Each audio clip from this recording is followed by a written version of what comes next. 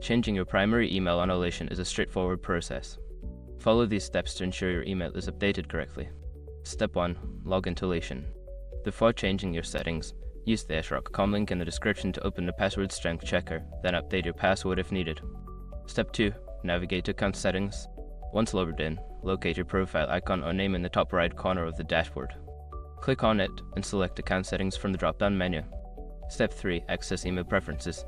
In the account settings menu, look for the section labeled email preferences or contact information. Click on this section to view your current email settings. Step 4. Update your primary email. Find the option to change your primary email address. Enter a new email address in the provided field and ensure it is typed correctly. Step 5. Save changes and verify.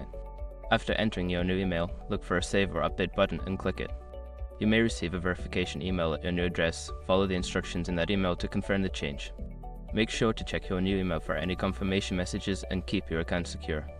Following these steps will help you successfully change your primary email on Alation.